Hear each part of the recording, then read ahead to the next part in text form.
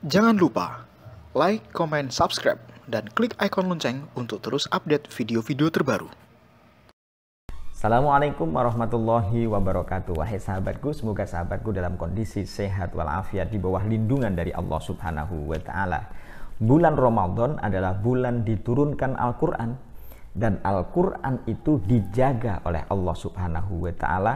Keasliannya, kemurniannya tidak ada perubahan dari awal sampai sekarang. Jadi tidak ada, dan sampai hari kiamat tidak akan ada perubahan. Kenapa demikian? Karena Allah Subhanahu wa Ta'ala sudah memaklumkan dalam Al-Quran, inna nahnu nazzalna dzikra wa inna lahu lahafidhun. Saya, kata Allah, yang telah pakai inna, pakai ditaukid lagi, inna nahnu, pakai inna ditambah nahnu lagi. Nah itu berarti kan luar biasa. Allah mengatakan inna nahnu nazzalna dzikra wa inna lahu lahafidhun. Pakai lahafidhun, Masya Allah. Saya yang menurunkan Al-Quran, dan sayalah yang menjaganya. Dijaga oleh Allah Subhanahu wa Ta'ala. Proses penjagaan ini kita akan melihat sejarahnya, bahwa Allah Subhanahu wa Ta'ala menurunkan Al-Quran itu kepada Nabi Muhammad SAW secara berangsur-angsur. Kenapa kok berangsur-angsur?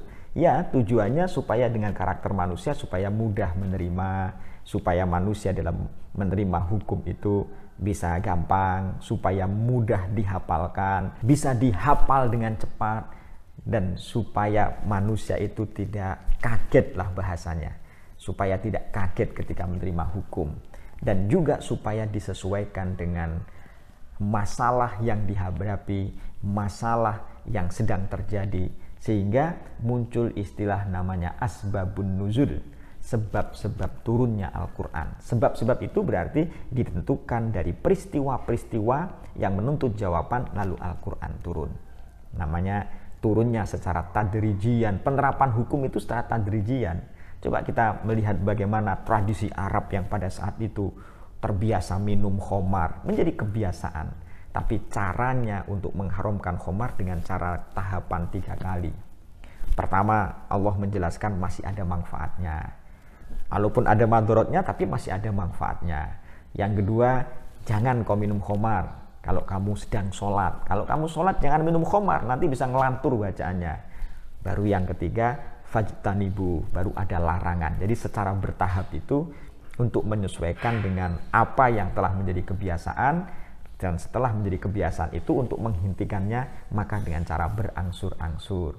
Di samping untuk menyesuaikan dengan perkembangan atau sebab-sebab yang melatarinya.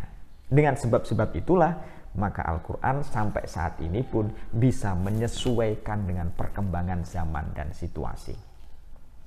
Nah, karena itu inna nahnu nazzalna dzikra wa inna lahu lahafidhun.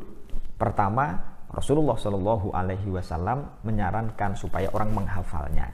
Yang kedua, menulis. Jadi dihafal dan ditulis. Luar biasa kekuatannya. Dihafal dan ditulis. Karena itu ada penulis-penulis wahyu. Di antara penulis-penulis wahyu yang utama itu misalnya Abu Bakar Siddiq, Umar bin Khattab, Utsman bin Affan, Ali bin Abi Thalib, Anas bin Malik, Abdullah bin Salam, Mughirah bin Syu'bah, Zaid bin Sabit, Amr bin As, dan lain sebagainya. Itu penulis-penulis utama wahyu. Tetapi memang tulisan-tulisan itu belum menjadi sebuah nuskhoh, sebelum cetakan yang utuh belum. Masih dalam lembaran-lembaran, kulit-kulit kayu, di pelepah kurma, dan lain sebagainya. Lalu itu dikumpulkan di kediaman Rasulullah Shallallahu Alaihi Wasallam. Ketika Rasulullah Shallallahu Alaihi Wasallam itu sudah meninggal pada masa Abu Bakar Siddiq, maka terjadilah perang Yamamah namanya. Pada waktu perang Yamamah itu para penghafal Quran banyak, dan di antara penghafal Quran itu ada 70 penghafal Quran yang meninggal. Karena itu Umar bin Khattab memiliki inisiatif, lalu mengatakan dan mengutarakan kepada Abu Bakar Siddiq sebagai khalifah, wahai Abu Bakar, umat Islam, orang yang menghafal Al-Quran itu berjihad di jalan Allah, ikhlas karena Allah, ingin mendapatkan syahid. Karena itu mereka banyak yang meninggal. Karena mereka banyak yang meninggal, dikhawatirkan nanti Quran yang telah dihafal itu kalau tidak ditulis kembali, kalau tidak dikumpulkan dalam satu nuskhoh, maka dikhawatirkan nanti Quran ini akan hilang dari umat Islam. Disampaikan kepada Abu Bakar Siddiq. Tapi apa yang dikatakan oleh Abu Bakar Siddiq? Abu Bakar Siddiq mengatakan, wah kalau begitu, kalau bahasa saya, kalau begitu bahwa saya akan melakukan sesuatu yang tidak pernah dilakukan oleh Rasulullah SAW. Rasulullah SAW memang mengatakan, jangan engkau menulis selain Quran. Barang siapa yang menulis selain Quran maka hapus. Menulis hadis saja tidak boleh. Kenapa? Karena nanti akan bercampur dengan Al-Quran. Jadi pada zaman Rasulullah SAW memang orang dilarang untuk menulis hadis karena dikhawatirkan akan bercampur baur mana hadis, mana Al-Quran, mana perkataan Rasulullah SAW, mana Al-Quran. Karena itu Al-Quran ditulis dalam lembaran-lembaran, ditulis dalam pelepah kurma, di batu, di kulit kayu dan lain sebagainya. Kemudian masih berupa lembaran-lembaran itu, belum menjadi satu jilid, satu nuskhoh, itu belum gitu. Satu cetakan yang utuh itu belum ada. Maka Umar bin Khattab menyarankan supaya menjadi satu nuskhoh. Tapi Abu Bakar Siddiq mengatakan, kalau begitu berarti saya mau melakukan sesuatu yang tidak pernah dilakukan oleh Rasulullah SAW. Kalau orang sekarang mengatakan barangkali ini bid'ah ini, gitu. Kalau orang sekarang barangkali mengatakan begitu, ini bid'ah, Rasulullah tidak melakukan, masa kita melakukan? Lalu Abu Bakar, karena desakan dari Umar bin Khattab, Abu Bakar Siddiq memanggil Zaid bin Thabit. Lalu Zaid dimintai pertimbangan. Apa kata Zaid? Kata Zaid juga sama. Wah, saya juga tidak berani karena ini adalah melakukan sesuatu yang tidak pernah dilakukan oleh Rasulullah SAW. Dengan argumentasi yang meyakinkan dari Umar bin Khattab itu sampai bersumpah, tidak akan berdosa kalau misalnya Anda melakukan ini. Maksudnya mengumpulkan jadi satu nuskhoh itu. Kata Umar bin Khattab, tidak akan berdosa kalau Anda mengerjakan pengumpulan menjadi menghimpun Al-Quran dalam satu nuskhoh, itu tidak akan berdosa. Demi Allah, sungguh di dalamnya ada kebaikan. Kata Umar bin Khattab, demi Allah di dalamnya ada kebaikan. Umar bin Khattab sampai bersumpah untuk meyakinkan kepada Abu Bakar Siddiq sebagai khalifah dan juga Zaid bin Thabit, demi Allah sungguh di dalamnya ada kebaikan. Karena itulah maka atas desakan dan juga pertimbangan kebaikan, maka khalifah Abu Bakar Siddiq mengumpulkan orang-orang yang hafal Al-Quran sekaligus mengumpulkan tulisan-tulisan itu. Tulisan-tulisan dalam lembaran-lembaran yang ditulis oleh para sahabat-sahabat penulis tadi itu dikumpulkan. Jadi menggabungkan antara hafalan dengan tulisan. Enaknya ngomong begitu, antara yang dihafal dengan apa yang ditulis. Maka sahabat-sahabat penghafal Al-Quran meng-cross-checkkan kalau susunannya mulai dari awal sampai akhir itu taufiki, Rasulullah yang sudah memberi petunjuk.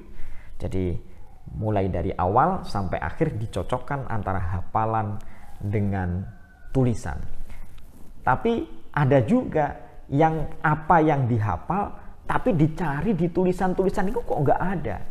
Misalnya apa? Misalnya ada sebuah ayat, A'udzubillahi minasyaitonirrajim, laqad ja'akum rasulun min anfusikum azizun 'alaihi ma anittum harisun 'alaikum bil mu'minina raufur rahim. Itu misalnya di hafalan ada, tapi di tulisan dicari kok nggak ada nih, tulisan di mana ini? Dicari terus, akhirnya sahabat itu mencari barangkali ada tulisan-tulisan yang menjelaskan tentang itu. Dan ternyata benar bahwa ada tulisan yang ditulis oleh Abu Huzaimah bin Aus. Abu Huzaimah, dalam tulisan Abu Huzaimah bin Aus ditemukan itu. Di hafalannya ada, tetapi di tulisan kok tidak ada. Nah, ternyata ditemukan pada tulisan catatan dari Abu Huzaimah bin Aus. Ayat yang lain juga ada. Misalnya a'udzubillahi minasyaitonirrajim, minal mu'minina rijalun shadaqu ma ahadullaha alaih. Itu juga dicari. Di hafalan ada, di tulisan tidak ada. Lalu ditemukanlah itu pada catatan Huzaimah bin Thabit. Nah, akhirnya terkumpullah Al-Quran dalam satu nuskhoh, itu dihimpun dalam satu nuskhoh. Kemudian itu nuskhoh itu dijadikan sebagai pedoman. Tulisan-tulisan yang lain dibiarkan saja. Sampai masa Umar bin Khattab sama memegangi satu nuskhoh tadi itu. Nah, ketika Umar bin Khattab itu meninggal, maka nuskhoh itu disimpan oleh putri dari Umar bin Khattab dan juga sekaligus istri Rasulullah SAW, namanya Sayyidatuna Hafsah. Pada zaman Utsman sebagai pengganti dari Umar bin Khattab, maka Utsman diceritakan adalah sahabat yang memang mengirimkan para sahabat untuk pergi ke daerah-daerah untuk memberi fatwa ke daerah-daerah, ke Damaskus, ke Basrah, ke Kufah, ke Mekah dan lain-lain, memang dikirim oleh Utsman bin Affan. Jadi ceritakan dalam sejarah Utsman bin Affan adalah masa besar-besaran mengirimkan sahabat-sahabat ke daerah-daerah untuk berfatwa ini. Nah, ketika itulah maka terjadi banyak perbedaan bacaan di kalangan para umat Islam di daerah-daerah itu. Ini kok berbeda-beda? Nah, maka ada saran kepada Utsman bin Affan, wahai Utsman bin Affan, ini di daerah-daerah membacanya kok berbeda. Jadi nanti dikhawatirkan muncul perselisihan. Karena itu perlu ada kompilasi nuskhoh satu yang menjadi pedoman supaya tidak berselisih. Maka disepakatilah, maka tokoh utamanya adalah Zaid bin Thabit, itu diperintah oleh Utsman bin Affan untuk menulis ulang, yang tulisan itu tentu berdasarkan kepada nuskhoh yang pernah ditulis disesuaikan pada zaman Abu Bakar Siddiq tadi itu. Jadi rujukannya tetap rujukan, karena itu rujukannya adalah rujukan yang nuskhoh yang disimpan di rumah atau disimpan oleh Sayyidatuna Hafsah tadi itu. Jadi sama nanti, jadi tidak berbeda. Jadi yang dicontoh adalah nuskhoh dari pada masa Abu Bakar tadi itu.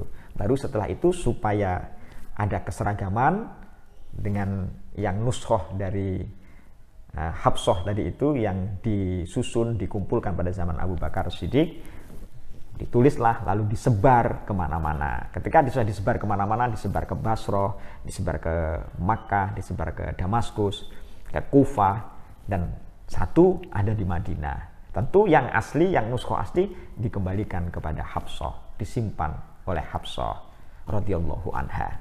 Setelah itu kata Utsman bin Affan, tulisan-tulisan lain yang belum menjadi satu nuskhoh itu dibakar. Akhirnya dibakar untuk menghindari perselisihan bacaan di kalangan umat Islam pada saat itu. Dan pada saat itulah maka apa yang ditulis menjadi nuskhoh-nuskhoh yang banyak tadi itu dikenal dengan nama Mushaf Imam atau Mushaf Utsmani.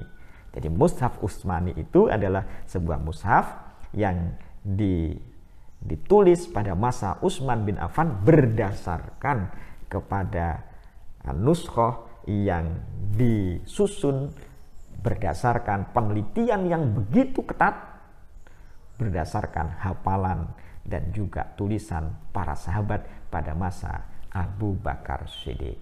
Sampai sekarang ini kita memiliki Mushaf Utsmani. Wahai sahabatku, itulah Al-Quran. Karena itulah maka mari dibaca Al-Quran itu, tadarus Al-Quran.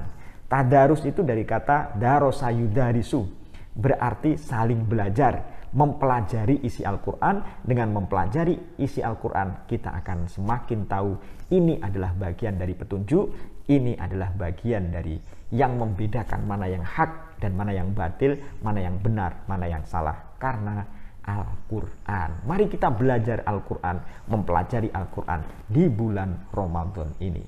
Karena bulan Ramadan adalah bulan diturunkannya Al-Quran. Membaca Al-Quran pas bertepatan dengan Lailatul Qadar, nanti Allah akan melipat gandakan pahala buat kita. Demikian, semoga bermanfaat. Wallahu a'lam bishawab wa ilaihil marji'u wal ma'ab. Assalamualaikum warahmatullahi wabarakatuh.